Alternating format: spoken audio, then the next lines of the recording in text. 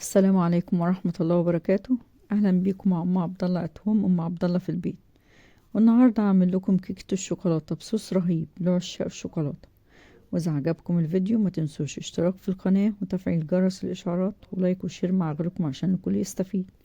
ندخل على المقادير على طول. كوباية ونص دقيق 200 جرام، كوباية لبن 200 ملي، كوباية زيت 200 ملي، معلقة خل كبيرة، كوباية ونص سكر 300 جرام، نص كوباية كاكاو منخولة 45 جرام، 2 بيضة كبيرة، كيس فانيليا، معلقة صغيرة بيكنج باودر ورشة ملح، معلقتين كبار نشا 35 جرام.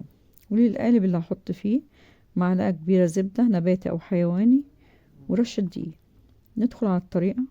نجيب الخلاط ونحط فيه كوباية اللبن والسكر ونضربهم كويس، وبعدين نحط كوباية الزيت والكاكاو نضرب مرة تانية. ده شكل القوام بعد ما ضربناه في الخلاط. ناخد منه كوباية ونحطها في التلاجة. بعد كده نحط البيضتين على باقي الخليط ونضربه. نجيب طبق ونحط فيه الخليط، نحط على الدقيق البيكنج باودر ورشة الملح والنشا ونقلبهم على بعض. بعد كده ننخلهم على الخليط الموجود في الطبق.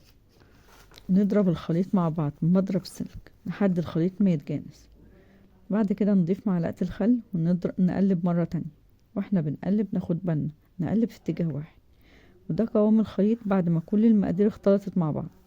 نجيب القالب او الصينية وندهنها كويس بمعلقة الزبدة ورشة الدقيق.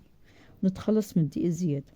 صب الخليط في القالب ونجيب خشبة خلة علشان نفرغ بيها اي هواء بشكل دائري زي ما بعمل في الفيديو بالظبط. ومش تخبطي الصينية علشان الكيكة مش تهبط مني. سخن الفرن على 180 درجة لمدة 10 دقايق.